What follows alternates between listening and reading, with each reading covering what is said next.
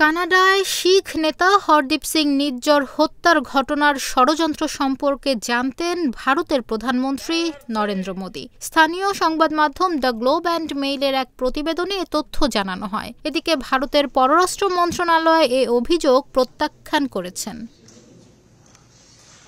কানাডার সংবাদ মাধ্যম দ্য গ্লোব অ্যান্ড মেইল জানায়, নিজ্জর হত্যার পরিকল্পনা করেছিলেন ভারতের স্বরাষ্ট্রমন্ত্রী অমিত শাহ। পরে তিনি সেই ছকের কথা জানান প্রধানমন্ত্রী নরেন্দ্র মোদি, পররাষ্ট্রমন্ত্রী এস জয়শঙ্কর ও জাতীয় নিরাপত্তা উপদেষ্টা অজিত দোভালকে। কানাডার গোয়েন্দারা জানায়, ঘটনাটি জানলেও হত্যাকাণ্ডের সঙ্গে মোদির জড়িত থাকার প্রমাণ তাদের কাছে নেই। ভারত এই অভিযোগ হাস্যকর বলে উড়িয়ে দিয়েছে। ভারতের পররাষ্ট্র মন্ত্রণালয়ের মুখপাত্র রণধীর জয়সওয়াল বলেছেন, এমন ধরনের ভিত্তিহীন মন্তব্য অবহেলার সঙ্গে খারিজ করা উচিত।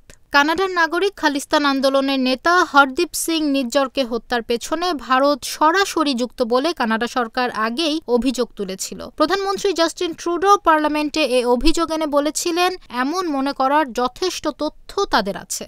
ভারতের উচিত তদন্তে নিযুক্ত গোয়েন্দাদের সঙ্গে সহযোগিতা করা।